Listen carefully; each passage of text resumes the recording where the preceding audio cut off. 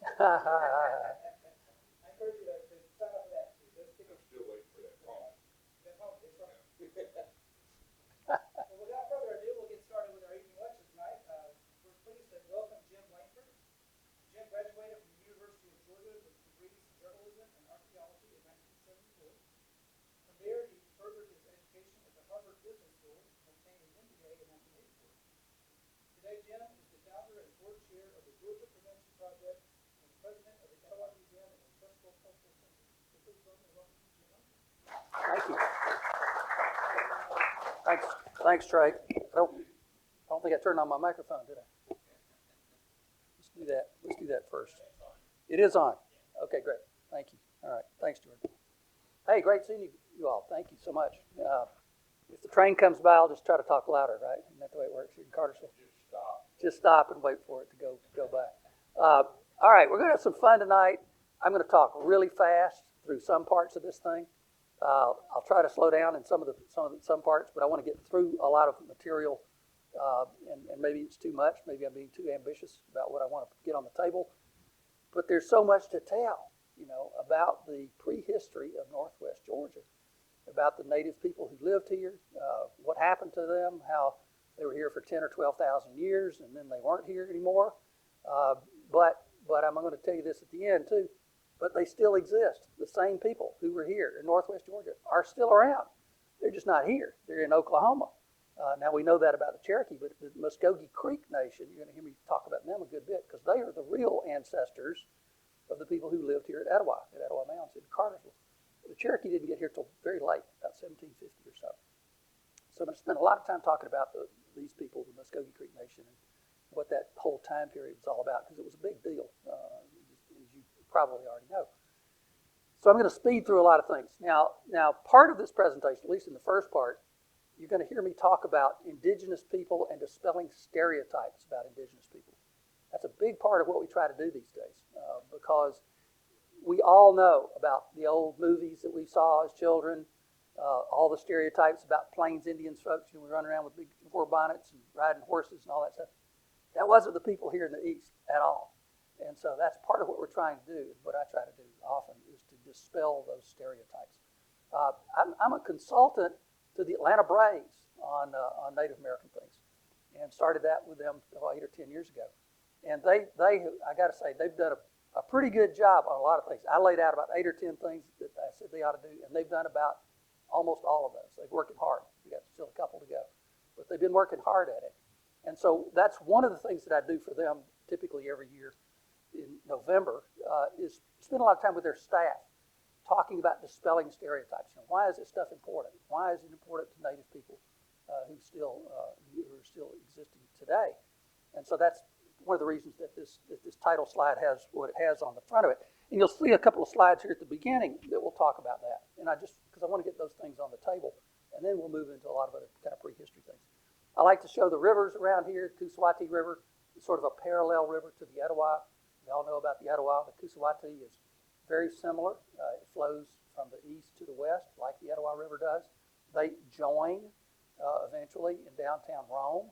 The Coosawattee actually joins with the Conasauga in Calhoun to form the Oostanala. The Oostanala and the Etowah join together in downtown Rome to make the Coosa River.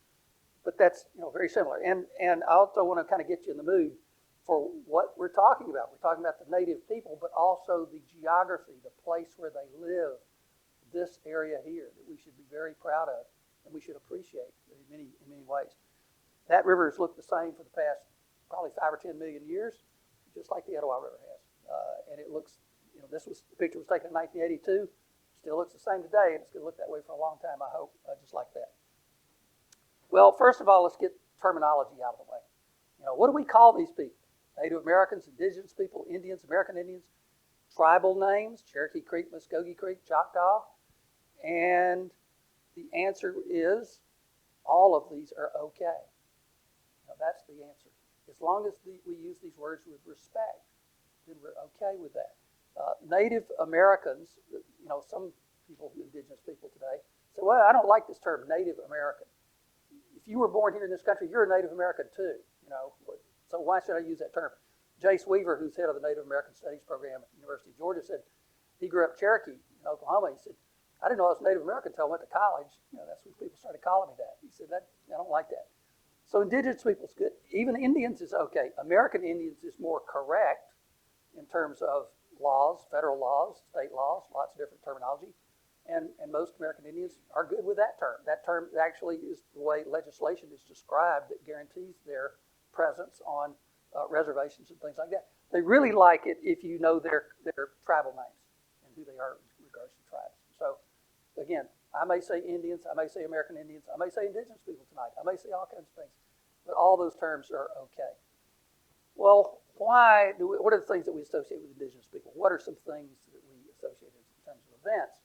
Well, Columbus discovers America, Spanish explorers looking for gold, the conquest of Mexico, John Smith, saved by Pocahontas, the Trail of Tears, Battle of Little Bighorn, Battle of Wounded Knee. Those are things we all know something about. Well, what do they have in common? They're all about domination, really. Taking of land, the accumulating of wealth, fighting and killing, treaties made in brotherhood, genocide. The only good Indian's a dead Indian. You may not know this about Sherman, but Sherman was also head of Indian policy in terms of military policy in the West after the Civil War. Sherman's the guy who said, we need to kill them all without regard to age or gender. He's talking about killing women and children, everybody. He said that, it's written down, and he meant it. And so I'm just saying, that was official American policy for a long time. And there are many things that hang over from this today, right on up to today with American Indian tribes. And psychologically, we all heard about PTSD and what that means in warfare.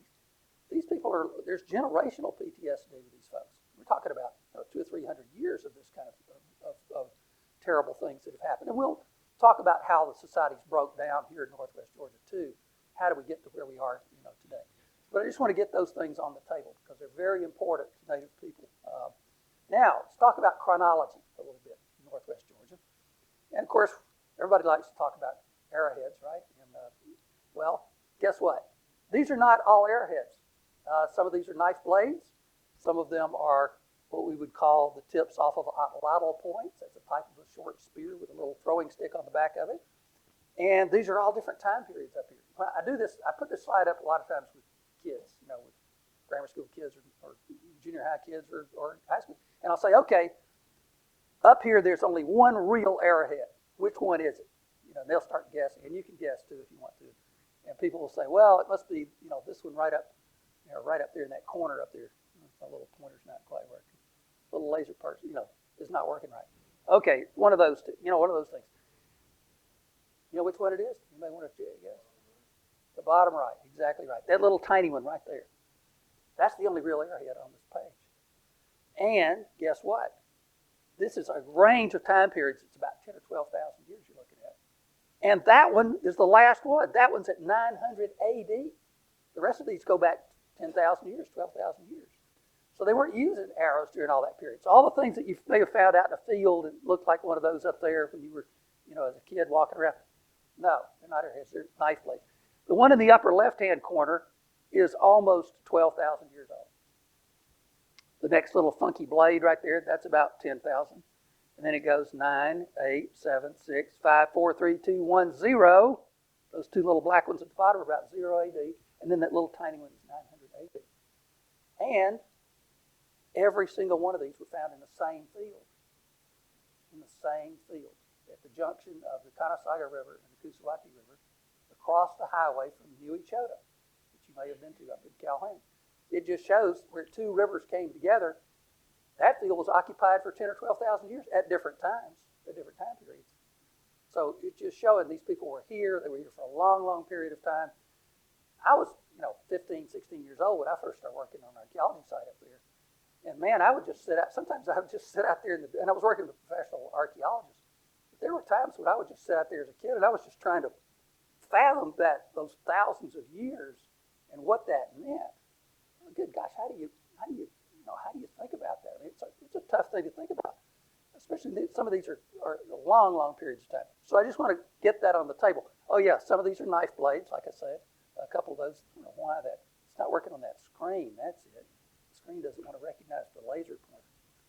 Okay, you can tell that's a big blade up there. This one right here, this one that's kind of crooked looking, some old farmer said, I know what that is. That's when they were going to shoot around the corner. Make it go.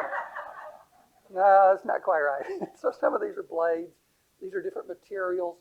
Most of these are materials that we do find in northwest Georgia. That black and white one over there on that side, that is very typical material of what's called Knox Formation chert. These black ones down here are what's called Fort Payne chert.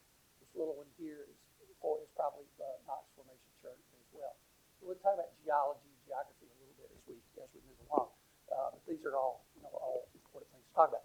Okay, these different time periods that I just talked about. Paleo-Indian, that's what it's called, from 10,000 BC to 8,000 BC. Maybe even as early as 12,000 BC. They're following big animals around, big, woolly mammoths, mastodons, massive creatures, no agriculture going on at this time period. They're hunting big game, and they're hunting in teams of people. Don't know about big settlements. We haven't seen enough settlements. We think they're kind of nomadic and following these animals around. Archaic period, the big animals are gone. Big animals are gone. And so they're learning how to hunt lots of other things, smaller things, rabbits, all kinds of other game, deer. And that's a long period. 8,000 BC to 1,000, that's 7,000, 8,000 years. That's a lot. Can you even imagine that? That's just one time period. So a lot of the stone materials that you find come from that period. No pottery yet. They're not making pottery till about 1,000 BC, 500 BC, somewhere in there in that woodland period.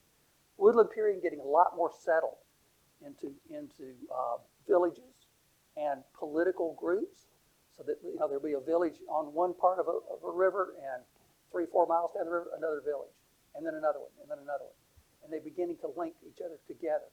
We know that they're familiar with each other because the pottery types are so familiar across these time periods. So we look at pottery. Pottery starts to tell us a lot at the beginning of that woodland period. Who they are, how they're moving around, who they're communicating with, by the designs on the pottery. Same way that we have different types of china today, and we would, those plates are very similar to people around us, but not similar to people maybe living in Africa. They're different from us because of their cultural differences. Okay, same thing in the woodland period. We get a lot more specific. We get to get within 30, 40, 50 miles of where things were made by looking at decoration. Mississippian period, a lot of explosion of ideas and agriculture and complexities of political structures, ceremonial structures, all that. I'm going to spend a good bit of time on the Mississippian period tonight because that's what matches Etowah, the big period at Etowah with the big mound building and that kind of thing. So we'll come back. We'll spend a lot of time about the Mississippian period as we move along. Well, let's look at the rivers in northwest Georgia. This big blue line right here. Trey, you don't have a yardstick or something somewhere, do you? I usually carry one in my car, and I didn't bring it because I've also rely on my little laser pointer instead. Laser pointers don't work on that screen. That's fine. Okay, I got one somewhere here now. Okay, this is the Chattahoochee River. It starts way up there near Cleveland, Georgia, and Helen, and comes down through there. We know that to Atlanta. This is the Etowah River here, starting way up there in the mountains of North Georgia, coming on down through Cartersville, joining in Rome with the Oostenaula. This is the Coosawattee, and that's the Conasauga. So these are all draining areas of these mountainous areas draining to the west. Coosawattee or Chattahoochee draining from the northeast to the southwest. This is the area we're going to be talking about. We're going to be talking about those rivers because they help define boundaries, but also places where people are living. One of the things this does not show that's really important is that a fault line, a major geologic fault line that runs from up in here, okay, there's sort of a little line right there, runs right down to around Cartersville, then turns and runs to the west, right here. So it makes this big valley in between the mountains over here. It's like Lookout Mountain in this area, and this area over here that's Fort Mountain, includes Pine Log Mountain and the other mountains over in here, and then coast to the west. So this big open valley in the middle here, we call the Coosa Valley or the Great Valley. Big geologic, guess what? It's the same valley that's the Shenandoah Valley in Virginia and the Hudson River Valley in New York. It's geologically exactly the same. And a lot of the rocks are similar. A lot of the geology is similar. But this is the southern terminus right here in Cartersville. Now what else is important is that you've got rivers breaking through that fault line. The Etowah River breaks the fault line right at Allatoona Dam. Carter's Dam It's right where this thing breaks that fault line there on the Coosawhattie. Well, gosh, you wouldn't build those dams in California like that, would you, on a fault line? They'd fall down within 5 years because of the movements that are about California. These are very stable fault lines. This fault line is 600 million years old. It's been here a long, long time, so it's very stable. But where those rivers break, that fault line is a big deal in terms of types of animals and plants and those kind of things. It's particularly started happening in the woodland period. I didn't have to move. I didn't have to be wandering around nomadic in some nomadic way. I could live right at, say, Allatoona Dam or Cartersville or somewhere in close proximity there, and in a 10-minute walk, I could be up into completely different animals and plants, like we're on Red Top Mountain in that area, from animals and plants that were out here in the valley. And fish are spawning up over shoals in here. There's some fish who can still do that, but a lot of fish were doing that in previous periods before we built those dams. And so it was it was very easy to take advantage of different types of foods at different times of the year. It just don't live in one place. So that becomes a big deal. Then agriculture comes into play. Guess what? These are very, very rich areas for soils because, again, being close to those fault lines. Fault lines is where also mineral activity. That's why Cartersville's that's why the iron industry was such a big deal in Cartersville. It's where those fault lines, where those rivers break those fault lines, where those fault lines occur, get lots of mineral activity that comes into play in there that happens all the time. It makes the soils richer, makes lots and lots of other things happen. So we'll come back to that again in a few minutes as we move forward. Okay, Mississippian cultures. Now, what you want to understand is that this wasn't always like this.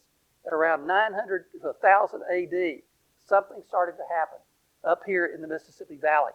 And this was near a village called Cahokia, a society out near St. Louis. St. Louis, Missouri is right here close by. Cahokia was a huge town, huge village of its day. Maybe 2,000 acres, 2,500 acres.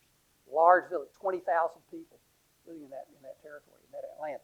Within a very short period of time, these other cultures begin to spring up in other places. I'm talking about within like 100 years, 200 years. These other cultures started to explode, copying what was going on up in Cahokia, copying their political systems, their ceremonial systems, all those kinds of things. So that we name these. This is called Savannah culture. It doesn't mean Savannah is there. It just means that's what this culture is sometimes called, is Savannah culture here in the southeast. Moundsville, Caddo, Arkansas Valley, Plaquemine, Pensacola. These are all names for these things. These were similar in terms of language, some of them. They were similar certainly in terms of belief systems and in political systems. We're going to talk more about that too in just a minute. This is what Cahokia looked like about 1300 AD. Big open plaza, big mounds. You can stand on top of this mound today. It's called Monk's Mound, and you can see downtown St. Louis almost 20 miles away. It's that big. It's like 80 million cubic feet of earth, all loaded by hand over a period of time. And so big structures there, massive structures. Big open plaza here in the middle, villagers, other people kind of living around that big plaza. Etowah was exactly like that. It wasn't quite as grand in terms of size, but in terms of reach and numbers of people, pretty darn close. So think of Cahokia as the New York City of its day, and think of Etowah as being the Atlanta of its day. Very similar kind of look. And there's, of course, is Etowah. Now this is before Etowah, right? Before we cut the trees down, So the trees are still up. These have all been taken down. And the reason those have been taken down is because if you got those trees there, those weren't there when the native people were there. And if you get a big wind, like a tornado or almost a tornado, those trees come down, they're going to rip out part of that mound with the root balls. So we took those down. Those have been taken down, which is great. Mound A, Mound B, Mound C. Mound C has been completely excavated in the late 1950s and then rebuilt. The first time I ever went to Etowah, I was 6 years old, and this was being excavated. So I got to walk all the way around here, and it was all open ground down in the middle there. I found maybe 8 little pieces of pottery, all when I was walking around that whole little area. I still have those 8 pieces of pottery at home in the same little box. So I know what they are, So I can always go back to them, so that I know, And so I got those little pieces of pottery. So we'll talk about more what this meant in terms of how these things were used maybe in a few minutes. This is, of course, Etowah today with the trees all gone, a little different perspective. But the other important thing to remember, the state owns and manages here 54 acres, 54 acres. But really, Etowah went far beyond that. The 54 acres is probably just the ceremonial center. There's a ditch around the site, that kind of thing. It's just the ceremonial center, where all the royal families live, and that kind of thing. But the people were living up and down the valley and up and down the river and across the river, where Pumpkin Vine Creek comes in, all up and down. Perhaps as many as 1,500 to 2,000 acres of people.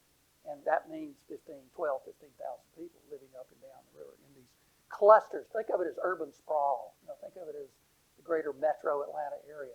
So that's what you really mean when you talk about Etowah. People think, oh, it's just in this space out here. No, it's much bigger than that. And we're finding out more about it every day. And this is one of the ways we find out. This is a guy named Chet Walker. Chet got his PhD at the University of Texas. He lives in Colorado. He spends a lot of time here in the East working with Neon projects and working with us at Etowah.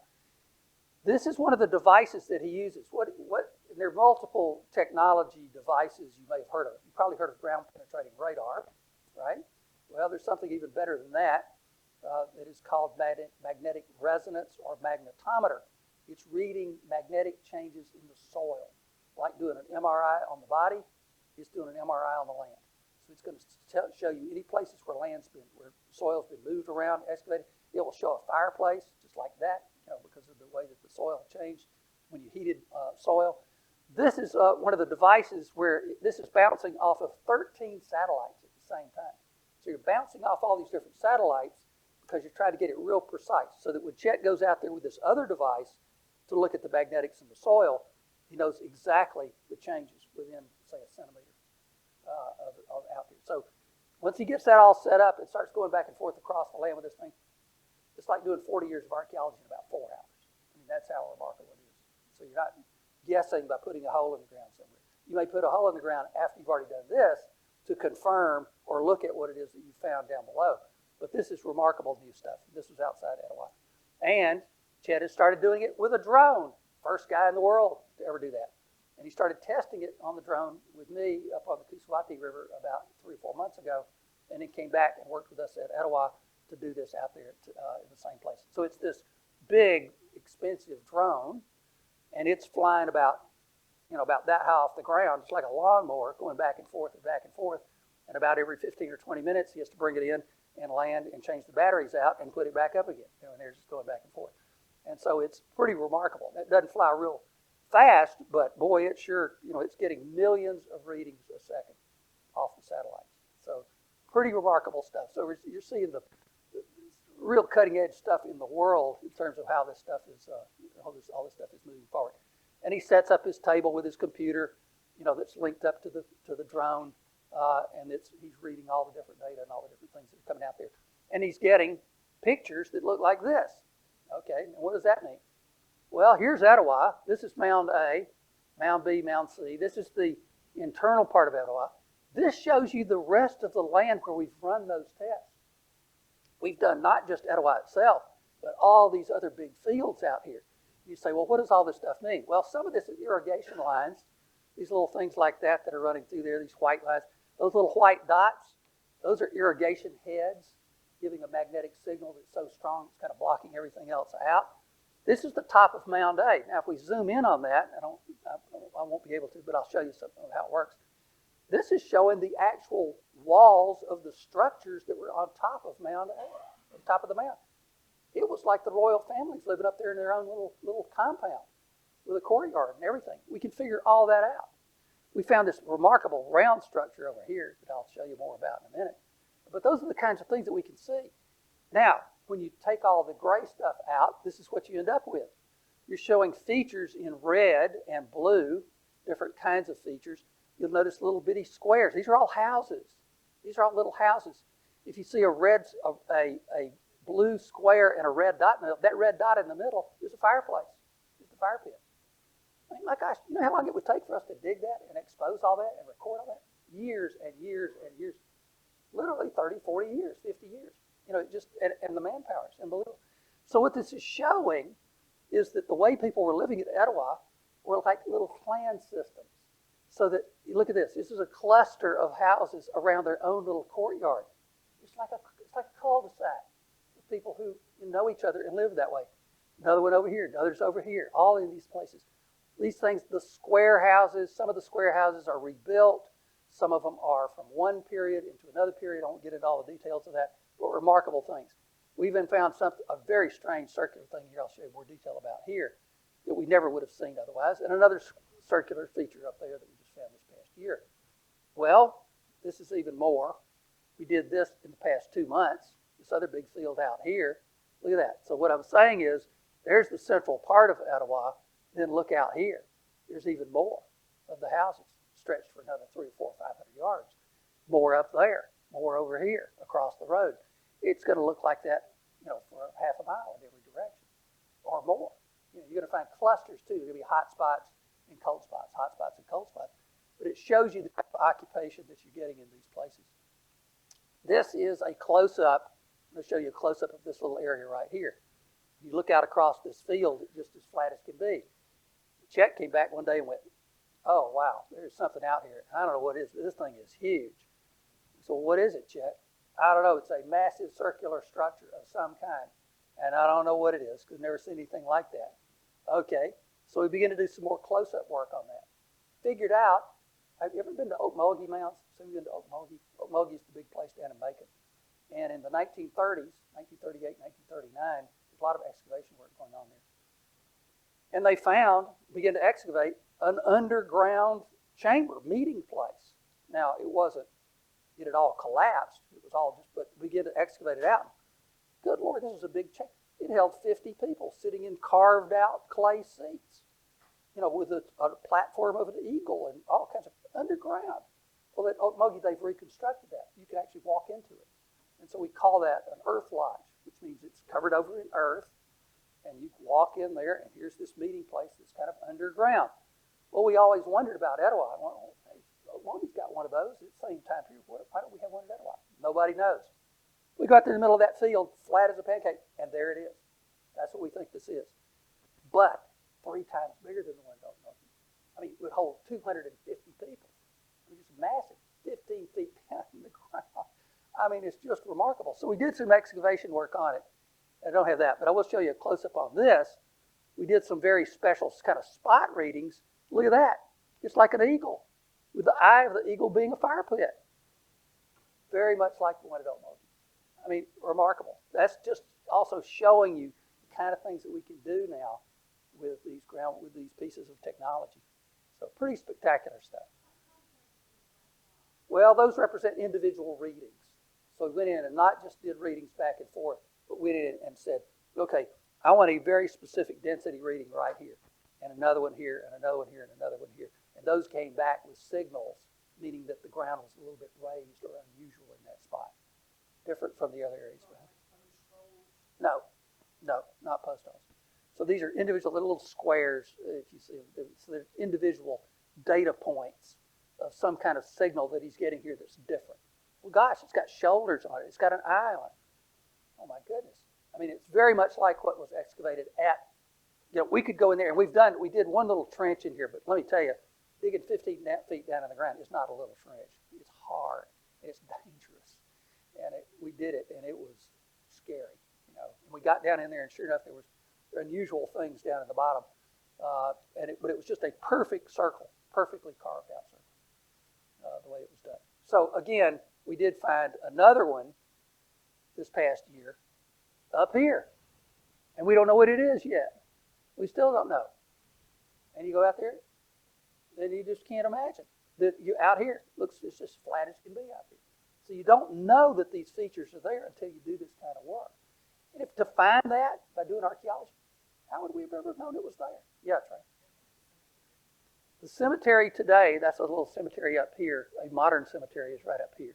So this is right up against the border of that cemetery. This is Indian Mound Road coming in right here, coming right in through here, runs over to here, and then it hits Sam Smith Park right over here. This is Dowdick Ferry Road right here. Does that make sense? Okay. So that is right up against that fence line of that existing cemetery. It's this round feature. It's not quite as big as this, but it's pretty big. And this is kind of neat. It's almost a 90-degree angle off of Mound A. So there's maybe something going on there in terms of its resolution. Yes.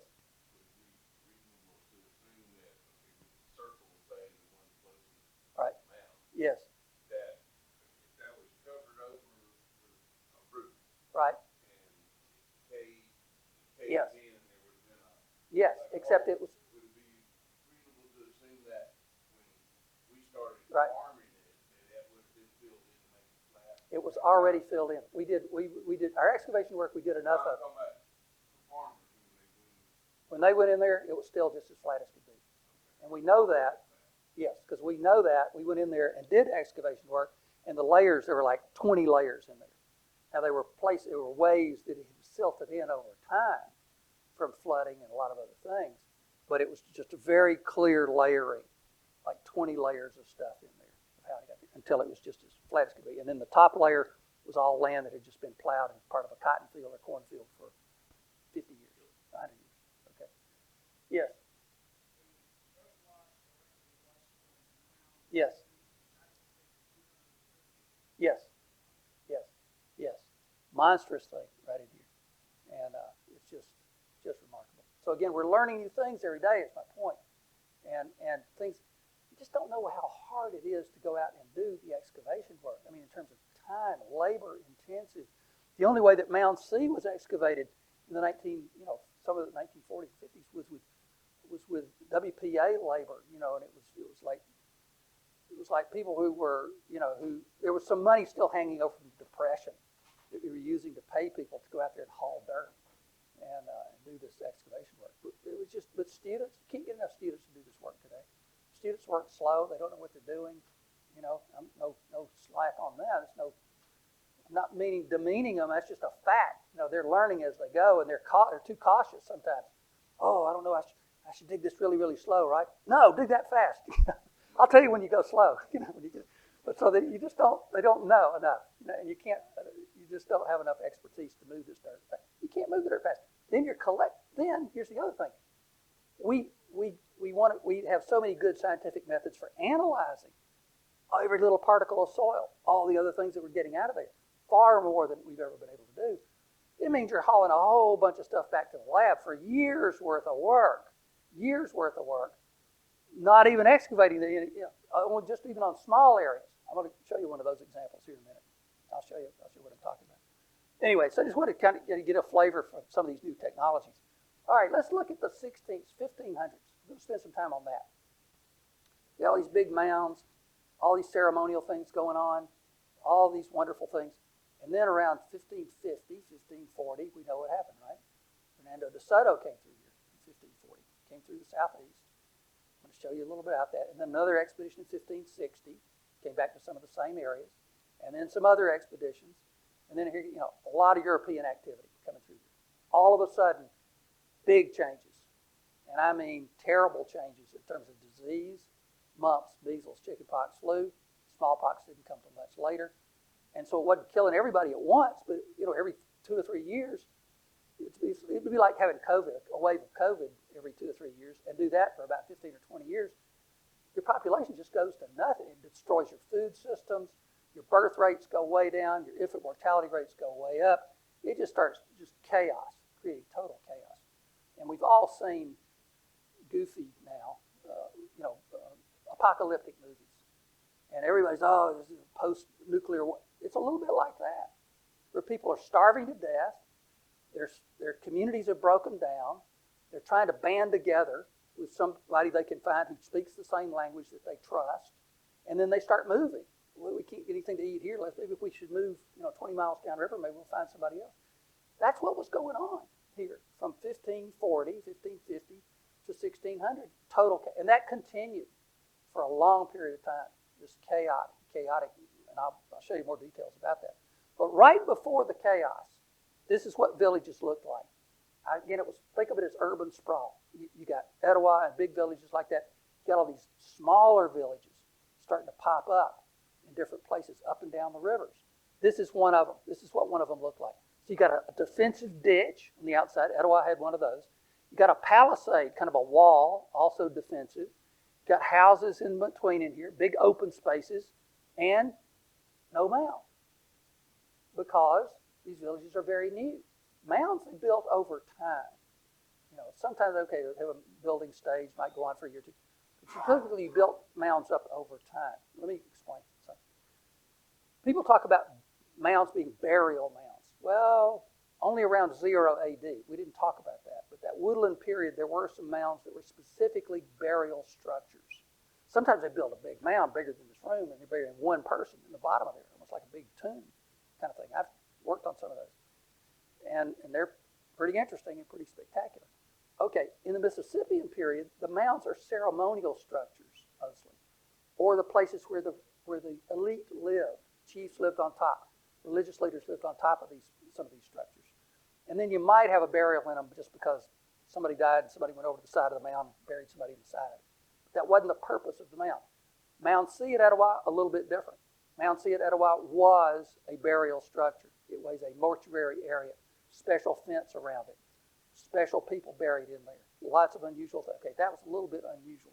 But most mounds in the Mississippian period are ceremonial structures, and they accumulate over time. For example, this village was only occupied for about 20 years. Well, there's the council house right there. So they're meeting in that big structure right there. Chief's house may be behind it out there. Big open area, that kind of thing. That's right. They might decide, the chief might say, well, there's a new chief coming in, and this house is getting kind of ratty. Let's build him a new house. Okay. Pile some dirt up, 3, 4, 5 feet of dirt, put a new house up. That guy dies, or 10 more years go by, got to have a new house, built up another. You do that 5 or 6 or 7 times, you got a 50-foot mound. Okay, that's how you get to these mound structures. Or some rare cases, like Moundville in Alabama, somebody had that all going on, and somebody got out there one day and went, hey, we're going to plan out a whole new renovation of this village. We're going to build a couple new mounds over here, and a couple over here, and another chief's going to be over here, and another chief's going to be over here. And they planned it out, that next second phase that mounds was. So sometimes you had that going on. This is way before, this is a village that's only been occupied for about 20 years or less. So it's doing pretty well. It's doing really well. Got good ceremonial structures, got stuff going on, but no mounds.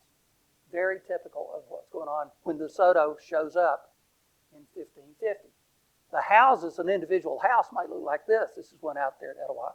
And it's got a thatched kind of roof. It's got mud walls. It's got woven walls where you're weaving cane and mud together. And that's how you end up with those walls in that structure. There's one error in the making of this structure. What do you think it is? Yeah. What's wrong with the door? There you go. That's right. Houses in that period had doors on the corners, not in the center. Build one in the center of a wall is hard, because then you got a short wall here, a short wall there. What's that all about? They would build the doorway in the corner. So you got a walls that almost come together right there, and that's where the wall is. So that doorway's a little off, a little wrong. But this is what one looks like archaeologically, a house. This was over near Rome, Georgia, on the Coosa River. 16th century house. These are the posts where the posts used to be that have rotted out, and we've now cored them out to look at where they were. So this is the outside wall of the village. This is a house just inside the wall of the village. These floors are semi-subterranean structures. That means it's a dish shape that goes down in like this, about 2 or 3 feet, maybe kind of knee deep like that. So it's cooler in the winter, in the summer, and warmer in the winter that way. And that's just the way they dished them out like that. Okay, remember the walls and the roof. If that house catches fire, and they did once in a while, it'd be a slow burn. There wouldn't just be big flames rushing out, but it might be a slow burn. And the roof caught fire because sparks got into it, that kind of thing through the chimney. And it would fall down.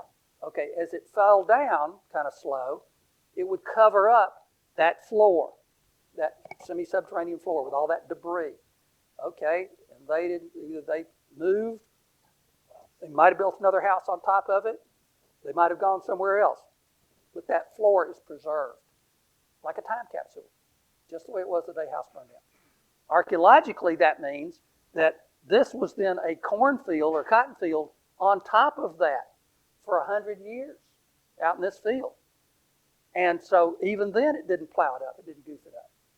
So archaeologically, all we were able to do was come in here, peel all that back really carefully, And there's that house exactly the way it was the day the house burned down.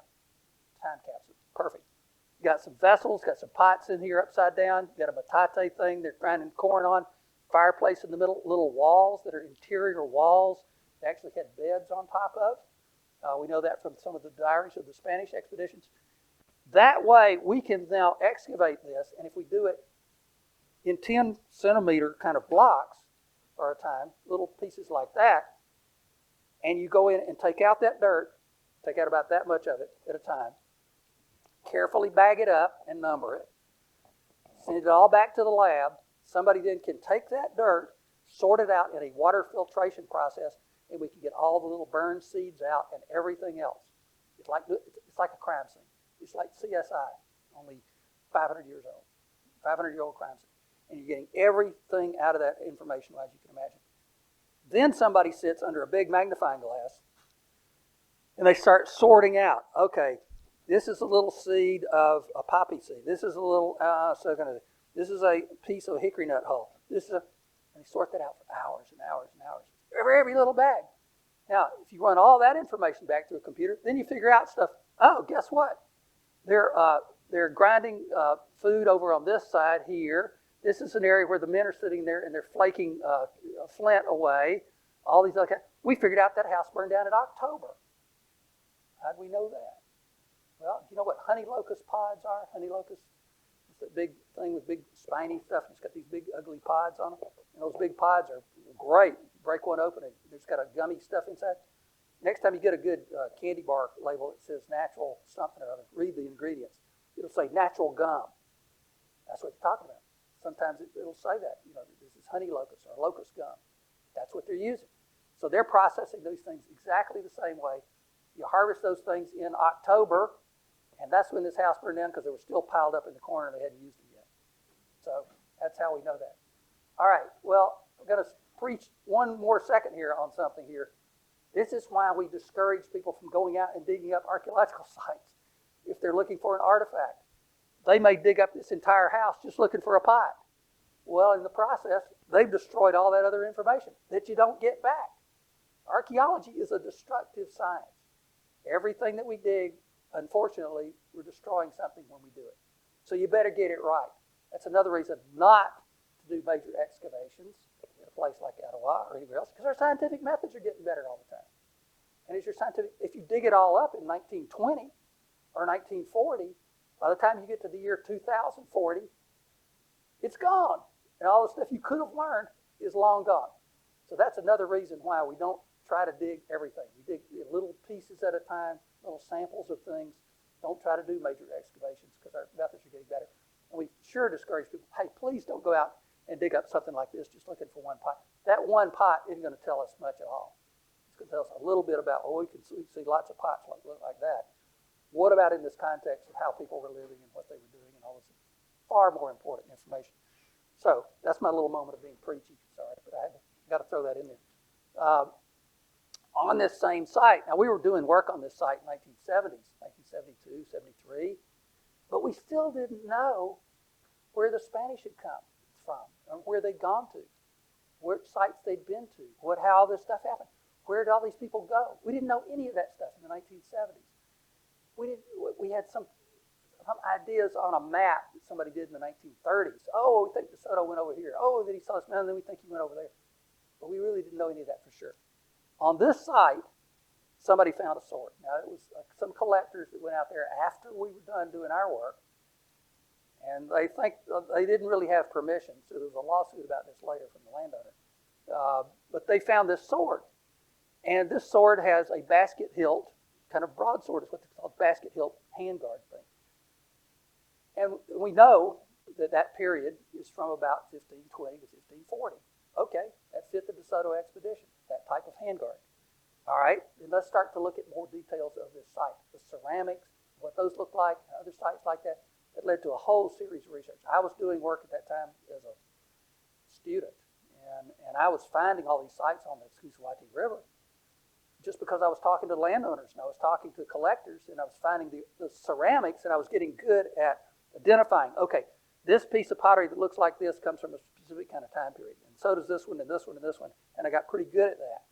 And that became important because then we began to see, oh, wow, wait a minute.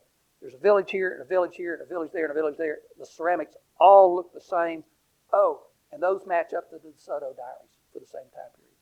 Then we began to figure all that out. So we began to retrace, where DeSoto had been. This is that same site where the sword was found. That house that I showed you that was excavated, that's his house right over there on that side. So this is a reconstruction, accurate reconstruction of that village on the Coosa River. Again, council house in the middle, chief's house over here, big open land. Dr. David Hiley did terrific work on this site for long periods of time, wrote all this stuff. He did a fabulous book on this. He even figured out that this was the founder's house, the guy who founded the village. Oh my gosh, he was able to dig out that much detail about this village. So we learned a whole lot about this village in that same time. Oh, guess what? Our word barbecue comes from this little structure right here called a barbacoa, because it's a type of grate where they did cook meat. And so that's where we get that word, and where we get the word barbecue is from these kinds of places on the same sites here. Okay, DeSoto through the southeast at 1539 to 1540. Starting down here near Tampa, Florida, going on up through here to South Carolina. He had heard about Coosa up here in northwest Georgia since he left down here in Tampa. He was looking for gold. Now, I did a 6-hour seminar, can you believe that, for the Etowah Valley Historical Society last year. 6 hours on just the 16th century alone. And I didn't know how am I going to talk for 6 hours. And because I knew I could fill out in 2 or 3 hours. But 6, I went back and I looked at the DeSoto contract in all of its details. Remarkable. He was under the gun big time. He had put a lot of his money forward, got the king to agree to put other money in, and then he was given I cannot tell you the hundreds of thousands of acres that he was given to explore. But it was essentially all the way up to Maryland and all the way over to almost Texas and all the way down to Mexico. That whole quarter, a third of the United States, what we call the United States today, is kind of what he was given. Now, but he had 2 years, or was it 4 years? He had 4 years to get everything out of there that he could as fast as he could, and holding chief's ransom was part of the contract. He could do that, like they'd done in Peru. Get the gold. Anyhow, he could get the gold. He could do it. He could do whatever he wanted to do in that period. And he had to assemble all this stuff and make all this stuff happen. And then at the end of that period, he could then franchise out farms to other people. He could be the franchisor, like a McDonald's. And he could give somebody 100,000 acres and somebody 100,000, and they could then produce things like they were doing in Mexico and these other places. And then he would get a cut of that. And for himself, he got 100,000 acres. It was a remarkable contract. But he was under the gun. Only had a 4-year period. And the clock started ticking. So it's a fascinating story about what he was doing through here. And he had people on the thing who were also investors. They were on the trip too. It was high stress. And I encourage you to read the book on that. There's a great book that Charlie Hudson did on this whole thing. The diary accounts through all this. But this is what we learned. This is how we learned so much. This is why we focus on the 16th century. Think about it. Thousands of years before that, with no written record and no way of really tracing, what we've got. That 16th century period is like a photograph in time. If we can match up to the diary accounts, where he went, the places he went, and what these people looked like, and we match up their pottery samples and their cultures in these different political groups, oh my gosh, all of a sudden we can trace backwards in time about 500 years, and we can trace forward in time to today. So it's a good 1,000 years that we can learn just from that one 50-year period in the 16th century. That's why we study the 16th century so much. So we spent a lot of time focusing on that. We spent a lot of time focusing on Coosa. Coosa was what was called the most powerful chiefdom in the southeast. He learned that even when he was down here in Tampa. The Coosa province included Etowah. Etowah was probably the capital of the Coosa province until about 1450. Then the capital moved up to the Coosawhatee River from Carter's Dam about 1450, and that's where DeSoto came. Etowah was still occupied, but it was not as prominent a village as it had been in the earlier period. So, back to the rivers and back to the whole thing what we're talking about here. We're talking about focusing on that area on the Coosawhatee, this area on the Etowah, all part of this whole chiefdom. This is what that looked like, the political units, if we look at those villages. Whole series of villages down here along the Etowah. Series of villages over here. When I was talking about that we saw excavated was over here in Rome. All of these on the Coosawattee and the Conasauga. These were political units. Even some down here on the Chattahoochee. Political units, polities. These are villages all strung together. Politically, it also meant you had a chief of each village, but a chief over each one of these political units. And then a paramount chief who's over all of those. That's who DeSoto went to see. And that guy was living up here on the Coosawattee River, on the Coosa, right up there in that area. And we're still, this is what we call villages, why we call those clusters of polity. Down here on the Etowah, cluster down here on the Coosa River, this cluster on the Coosawattee, all those clusters. These are the clusters that I worked on when I was 20, 21, 22, 23 years old, and still work on today to help preserve. Little Egypt site is underneath the lake there, the re-regulation lake at Carter's Lake in 2010. Talking Rock Creek comes in right down here. This was where DeSoto came. And I put this picture up here to show my children that I used to have hair at one time. It's very important for them to know the history of their father. And these are digging those little squares that I was talking about, and putting them in plastic bags and all that. That's in 72. Okay, this is where DeSoto came. Coosa, Etowah. That's where we get the word Etowah from. This is what it was called, Etowah. It's what the Indians called the village, and this is what the Spanish called it, Etowah. And Nanipacana, that was down here in Alabama, further downriver. Okay, sites there on the Coosawattee, different names of those today, what we call them, and how we've been able to preserve some of those. Where DeSoto came was right up there, that what we call the Little Egypt site. It's called Little Egypt, not because of the mounds, because of the way it flooded and because the soil was so rich. We did some testing on the topsoil there. The topsoil was 30 feet deep. 30 feet deep. It's unbelievable. We cut all the weeds down the 1st of June, 2nd week of June, when we got there to work that summer. By the 2nd week of August, the weeds were 12, 15 feet high. It's unbelievable. And the soil was just dark, rich, incredible. So those are some of the villages that we worked on. I've been able to preserve some of these. I own this one here, the Thompson site. I owned this one. It's called the Swansea site. I sold it to the Archaeological Conservancy from New Mexico. I put archaeological easements on some of these properties, which means there are restrictions on what. I'm the only one in Georgia that's ever done an archaeological easement. I've done 2. I did one here at this site, and I did one down here. It's a piece of land the University of Georgia owned until recently, 656 acres here, a major site. And then I own another piece down here. So I've been trying hard over the years. If I had a lot more money, it'd be a lot easier. But it's been hard. That is the lower regulation lake of Carter's Dam. Carter's Dam is right here. Essentially, that's the junction. It's a little bit off right here. That's the junction of Talking Rock Creek. Little Egypt is really right there. And so that's what it is. This is the upper lake of Carter's Lake, and then there's a lower lake, re-regulation lake. It's in the middle of that re-regulation lake. So it's underwater today, unfortunately. So does that describe to you what it is? This is Highway 411, right down through here. Comes down to Fairmount, eventually on down here to White. So that's Highway 411 running right through there. That's where that works. And then, of course, you notice all the mountainous land that's over here. This is that fault line, too. Fault line is running right through there, right through that whole part, right there. This is DeSoto arriving at Coosa. It's described in all the DeSoto diaries. This is the chief of Coosa being brought out on a litter, covered in white feathers. His feet were not supposed to touch the ground. This is why these chiefs lived on a mound. Their feet weren't supposed to ever touch the ground. And when they did, they'd come out. They were being carried on a litter, and not by just average people. These were only principal other people who could come near that chief.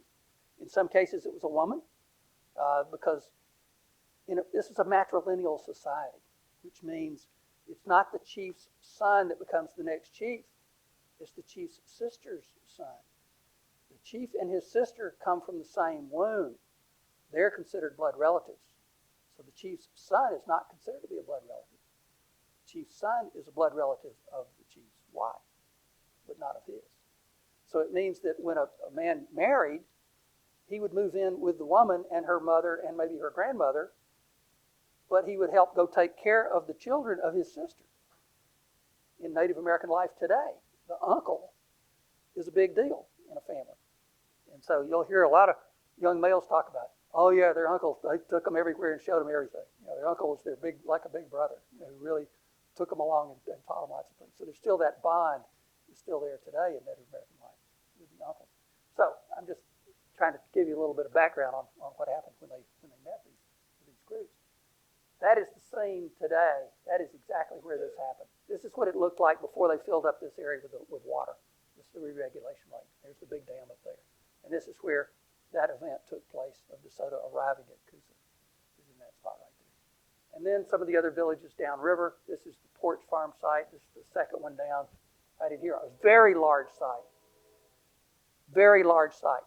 I think it was an aggregation site when things were starting to break down. So when things were starting to break down, they're banding together, remember, and they're starting to think about what they're going to do next. This site was huge.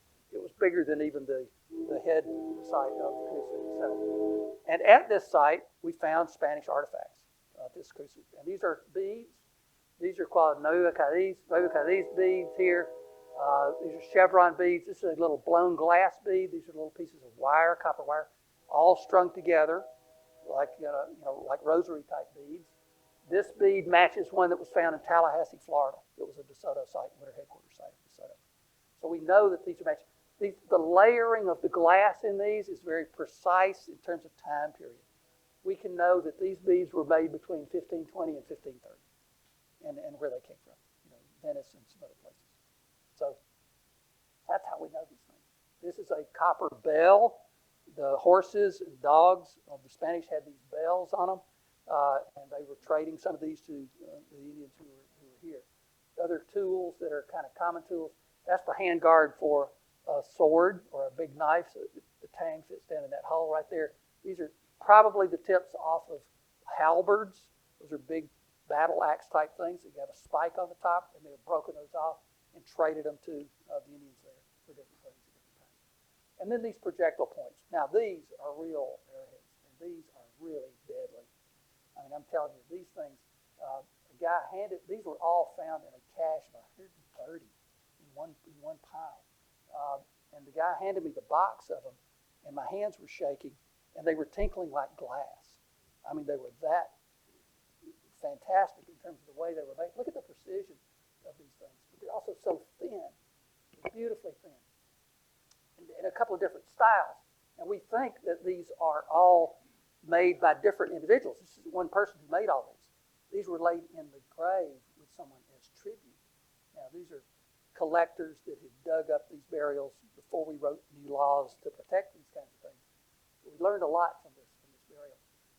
In every village, there was a white chief and a red chief in every village. White chief was somebody who came to power because they inherited that power through a matrilineal society. There was a red chief in every village too. And that was the war chief, and that chief had achieved power by proving himself, usually him, sometimes a woman, themselves in battle. Well, and in every village there was a red chief and a white chief. Look at this. There was one white point and one red point out of 100. I'm only showing you a few of these. There were 140 pieces in there with one white one and one red one. Wow, that's pretty interesting. Here's something else interesting. There was one of these in that cache. That's the tip off of a crossbow arrow, a 16th century crossbow arrow. So either somebody was given that and they put it in the grave, or a Spanish person was there at the moment that guy was buried and they put it in the grave. But that's the tip off of the Spanish crossbow arrow. So fascinating and kind of really nice. Another one down the river is the Thompson site. This is one I own. We've done a lot of work here with various universities. It's a ceremonial site. It has a small mound. It was occupied for a couple hundred years in there, and some interesting things have come out of there. This is Dr. John Worth. I hired him for a few years. He's now at the University of West Florida in Pensacola. He's the guy that's been in the news in the past year or two, where he's confirmed that they have found the very first permanent settlement in the New World, even earlier than St. Augustine, and that's there in Pensacola. And so John's the guy who did that. Brilliant guy. He's a wonderful guy. And he loved teaching kids. So these are some of those others. This is one further downriver. This is one the University of Georgia used to own. This is terrible, terrible, terrible. I put this in here to show you what horrible things were going on before we outlawed some of this looting. This is all looting of this site that all happened over about a 2-month, 3-month period. These are cars. These are 3 cars going down a little road that these guys made down in here. And this is all the crazy stuff that they were doing, digging up stuff, looking for artifacts and all the destruction that happened in there during that period. Okay, this is the one the University of Georgia later purchased and they sold, and when they did, I've been in the middle of every transaction on that for the past 50 years. The last transaction we did, forced an archaeological easement on them on terms of the new landowner there. The new landowner is a good guy. We actually ran off a bad guy with the easement and some other stuff. So we've got it under control now, and we're going to take the guy out there with the drone, and we're going to do work on that just as fast as we can, which is sometimes soon. But this is a major site. This is a site that includes a village contemporaneous with Etowah, and with thousands of burials, human burials, kinds of other things there. Fascinating site. I've been to the Smithsonian, and I've been in collections. They have collections from this site that date to about 1900. And they even have a statue like the ones at Etowah that came from this site about 1900. So this was a major mound here. That's where they were working. This was one major mound here. But there's also 16th century stuff there. So it was occupied multiple times. There were also stone box burials here, which means little boxes made out of stone slabs. And they were off here. They were off in a special burial area a ways away. By the way, some of the most important burials at Etowah were in stone box graves, including the 2 statues that were found at Etowah. So stone box burials are unusual, not unusual in Tennessee. They're unusual as you get further south. And Etowah is probably the most furthest south that you'll see stone box burials. But they were certainly important to this site too. And then another one downriver called the Brown Farm site. This is another piece that I was able to buy up in here. And a couple of cool things off the Brown Farm site. These are pipes. This is the mouth of like a rattlesnake. And this is funky. This is a snake with his mouth open. There's his eye right there. And he's eating an egg. And there's the bird who's angry about the snake eating an egg. That is pretty remarkable stuff right there. So you get some real interesting art forms of these things. And on the same site, a Spanish horseshoe. So we're mixing these things off the same site. Okay, that's DeSoto. And DeSoto went on into Alabama and then had terrible things happen in Avila, terrible battle.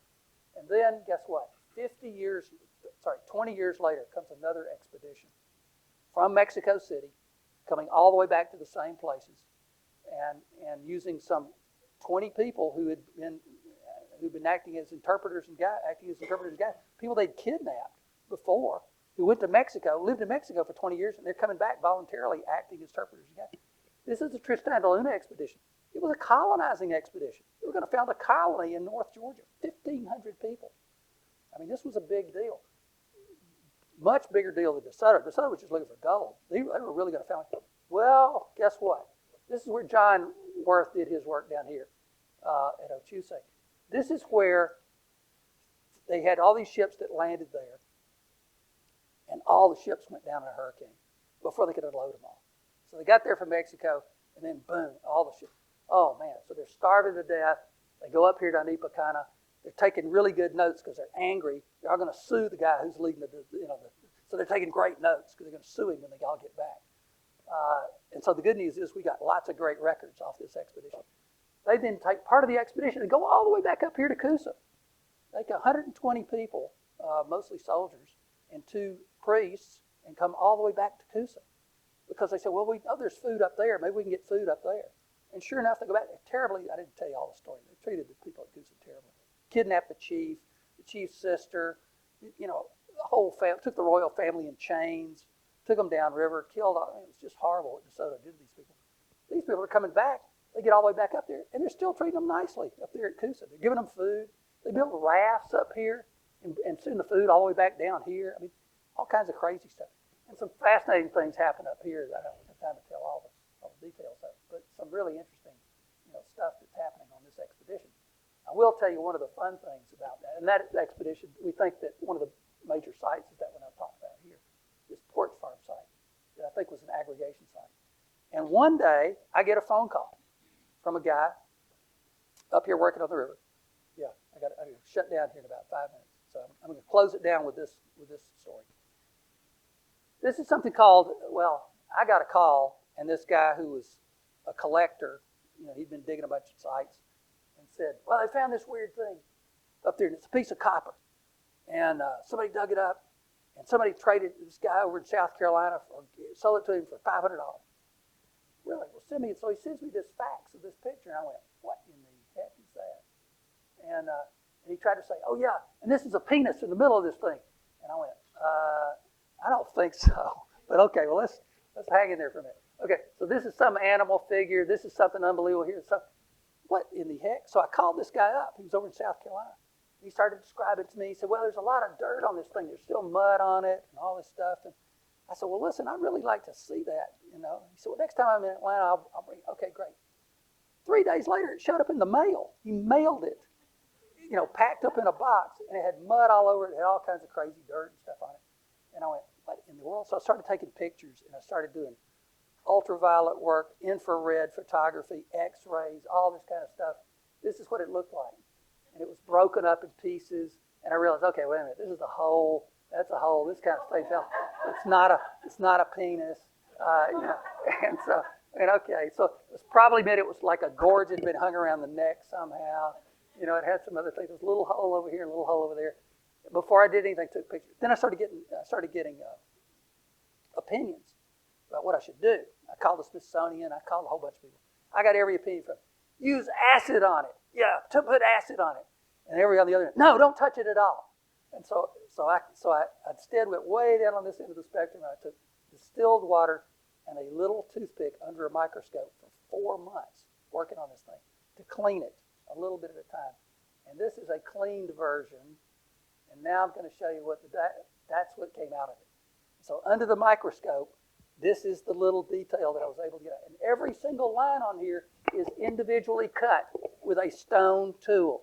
So every single line on here means something. It's very intentional. There are no stray marks in here.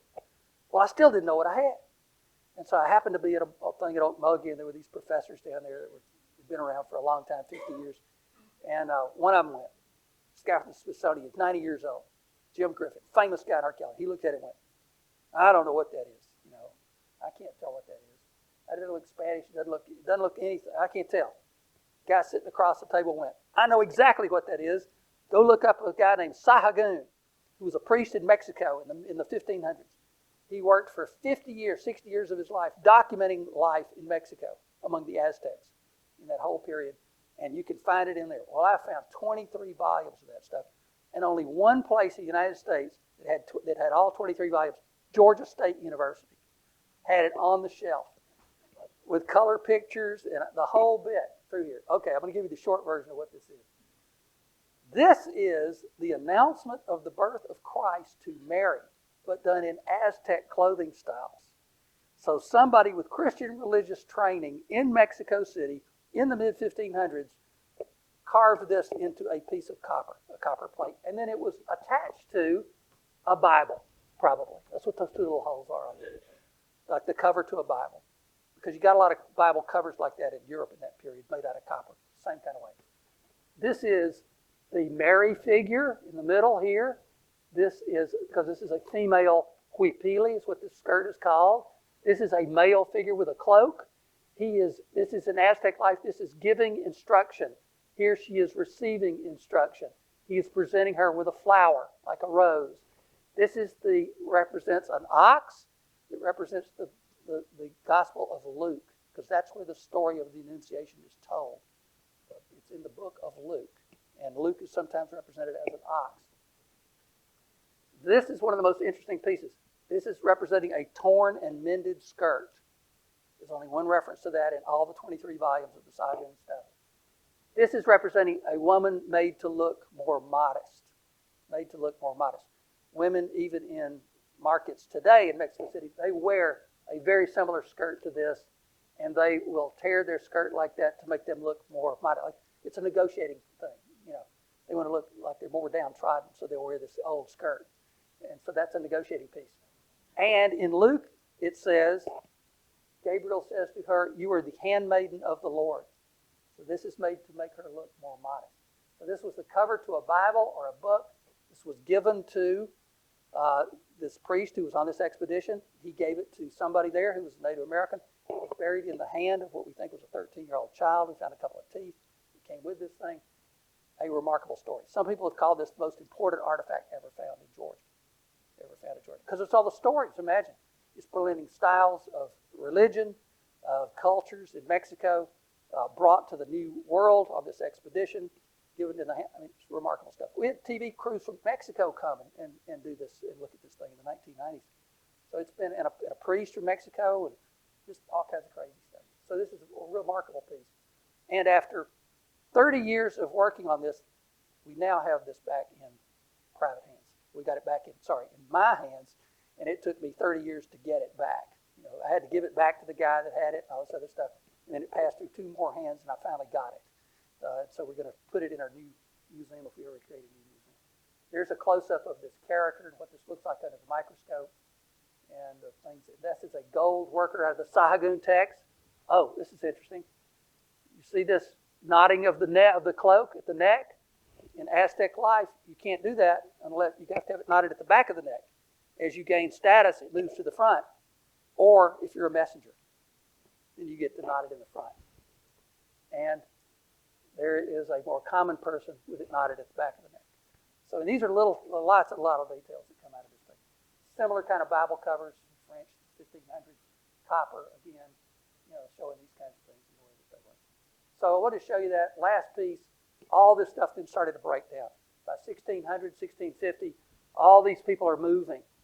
5 or 10% of the population's left over. People are dying like crazy. Only down to 5 or 10% of what it used to be. Then they're moving around again. 1565 to 1700, these groups are still moving and moving and moving. And they continue to move so much you can't even keep track of them. And then we dealt with the Cherokees in northwest Georgia. Because northwest Georgia was abandoned. Nobody was there. All the Creeks had left. They'd moved on into Alabama and somewhere else. The Cherokee were getting pressure from North Carolina and Tennessee. They moved into this abandoned area, and that's where they became their homeland there. So now you know this long story of how we got to where we are. So now, having said all that, we're really running tight on our time. But I will open it up for a couple of questions if you've got some questions. Yeah, Charlie. Back all the way to the beginning there with the drone and Yes. Yes. MRI, and that goes through water. Mm-hmm. So if we have a place where we have a lake now, like Burger Lake. They say it even works better in water, the magnetics. I don't know how deep. Into the dirt below the water. Yes. The magnetics even work better through the water for some weird reason. Yes. No, I've been asked to. University of Georgia wants me to do one in the press. And I told them okay. I started working on that 4 years ago, doing it as a compilation with lots of professors and other folks at it because we don't have a real good one. It's up to date. It's up to date like that. We got some old ones, and And I said yes, I want to do that. I started working on it, and then I got a call from Bartow County that wanted me to help create a big new museum at Etowah, not on Etowah property, but private money, private property, and I've been working on that for 2 years now. And so we're not quite ready to make an announcement, but we're getting close. And maybe I'll get back to that book before I die. Ed.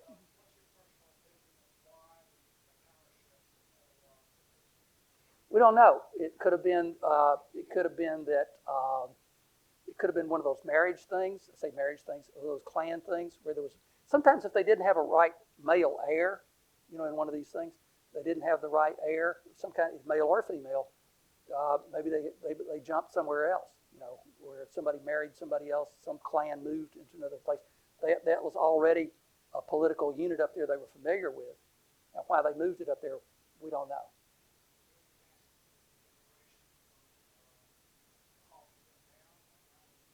No, Cahokia was much earlier at its height, so no. But we don't know. We just know they knew each other really well. Whatever happened there, it wasn't warfare of one taking over the other, but somehow the seat of power moved up there. It might have been the land was more fertile. It may have been that they were doing better up there economically. Something else, we don't know. Yeah. Yes. It has to do with spiritual stuff.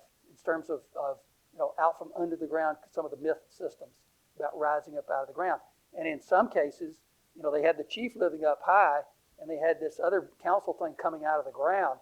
There's all kinds of weird stuff. We found down there in the bottom of that thing, we found this weird, almost like a set of, and it was hard to see because it had decayed and it had left the imprint of it in the soil. Antlers that were like elk antlers, big elk antler type things. And there were a few other things. And there is evidence that there were places like that where they performed ceremonies like that with masks and with these kinds of costumes. And that might have been what that was part of, was a costume type of thing down in there in the bottom of that thing. They even rehearsed things like that in these underground chambers that we know about. We know have some evidence of. Yeah, Trey. Right. Yes, it can be done just about anywhere. No, it has not. It can be done just about. It's hard to do it in vegetation. You got to get closer to. You got to get the vegetation kind of out of the way. These sod farms work great. I don't like the sod farms for a bunch of other reasons because they're taking out soil every time they harvest, which is destroying the archaeology. But for doing this kind of work, it's perfect because you don't have any vegetation in the way. But once you get into woods and stuff, it gets harder. Let me answer his question. Leap mounds are earlier, 1,000 years earlier than Etowah. So we don't know what to call those people. We think there's a logical progression of people here in this valley that changed over time, and that Etowah was for a long time a seat of power, cultural power, and economic power. We think of the earlier, one of the reasons we think they were an economic power is that this is where a lot of hematite, red ochre, was found, and quartz crystals. And that on a trade network, particularly in that woodland period, stretched all the way from the Gulf Coast all the way up to the central Ohio and then east and west too. For paints, not just on your face, but on pots and all kinds of other colorings, even on hides, even the interiors of walls of houses. We've heard about that from the DeSoto diaries. So red ochre was a big deal. And they had these little paint pots, so you could whip it up and do those kind of things with it. So red ochre was a big deal, and this was a great place to find red ochre. Also a great place to find quartz crystals and some other kind of minerals like that. So you asked a question. Yes. Yes. Yes. White feathers. We don't know what kind. Yeah. Yep. Yes. Yes.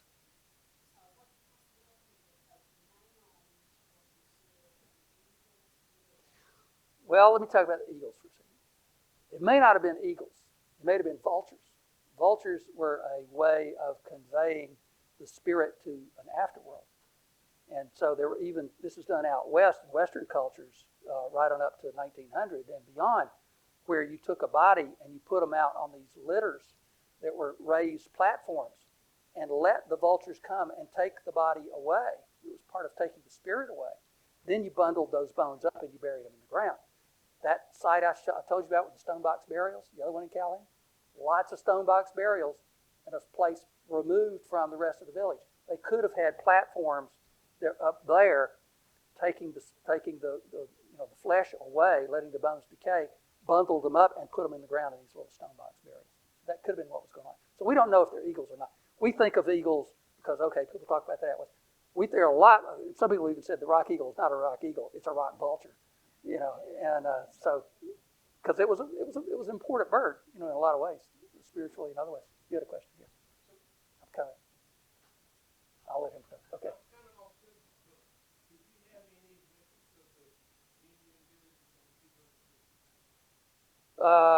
Yes.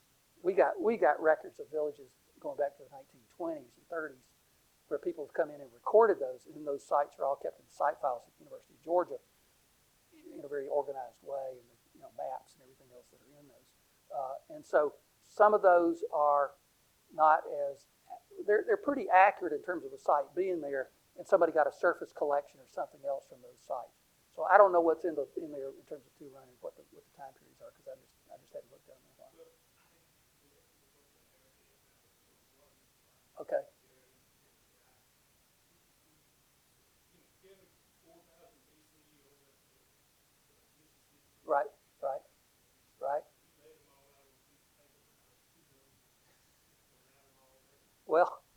them out, so but we'll look at them and take a look at them again, sort them all out.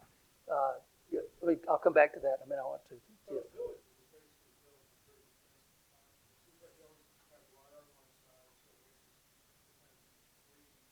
You're right. Horseshoe shape next to the river. Very common on these rivers.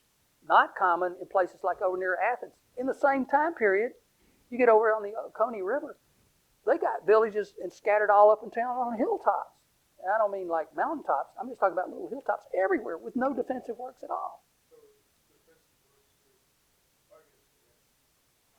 Oh, they had competition. What's interesting on the Coosawhatchie, the one that I showed you on the Coosa River, it's way out there on the Coosa River, okay, it had a defensive wall. A couple of others had defensive walls. On the Coosawhatchie River, I hadn't seen one yet with a defensive wall, which means they feel so safe.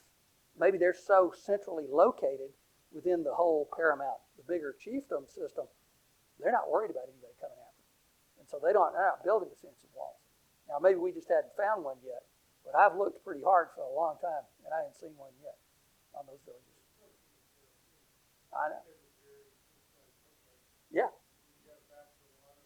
Well, but these on the Coosawhatchie are on the river, but they don't have a defensive wall around them. So we don't know what to make of that. Well, those are defensive ditches. The one at Etowah is a defensive ditch, we think. And Etowah was invaded at one time and overrun once. And what was it, 1250, 1275, something like that. And was unoccupied for 50 years. And then occupied again. So warfare was a big deal when it happened. They broke the statues. That's when they invaded Etowah. They ceremonially broke the statues and threw them in a hole. Right. No, we don't know who did that. It's a one-time thing. Don't know. Yes.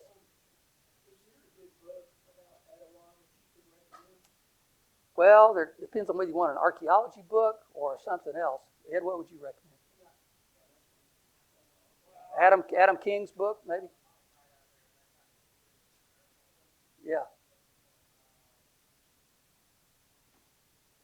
Adam King's book is pretty good. It's kind of recent. It's fairly recent, but Adam's got the best current information. Yep, that book is by Charles Hudson. It's called Knights of Spain, Warriors of the Sun. I've read it at least 3 times, and I'd read it another 3 if I had time. I mean, it's just great detail that gets into these diaries, and it tells you stuff that's just, gosh, it belongs in a movie or in a mini-series that ought to go on for several years. There's just fabulous stuff in there. DeSoto almost got killed one time by some guy, captive that they had, and the guy got up and just beat the crap out of him. And, there's all kinds of stuff in there. It's just great detail. Do you have a question? Okay. Who else had a question? Yeah. I know about Cabeza de Vaca, and I know about that. No, but I've read a lot of the details about his expedition. Yeah. But it's thing along the coast of Florida down there. Yeah. Out in Mexico, and had the horses they had to eat. Yeah, it's pretty brutal stuff. Anyway, hey, I'll be here for a few minutes if you want to talk some more. I know Trace needs to close things down. I was thinking that 6 hours, we can just keep going. I've got the slides. I can do it. I got the slides. Keep listening. Jim, Yeah. thank you so much. Sure. You bet. It's a lot of fun. Thanks for having me. Well, we have to come back another time. Yeah. We'll do chapter 2. So it's always more to learn. There's always more stuff out there. Right? I'll give you a card. I'm working on this new museum for Etowah Mounds, and we haven't told the public about it a lot yet because we've still got lots to do to get it really off the ground and funded and a lot of things. And we looked at 2 or 3 different sites. We're still working on that. But it looks like it may be across the river from Etowah and upriver a little bit, and then have a trail that comes down, an interpretive trail. But we may combine it with a hotel, high-end little hotel. May combine it with another development. This would all be run by the nonprofit. We're working with Muskogee Creek Nation. That's the good news. Folks from Oklahoma, they are part of our team.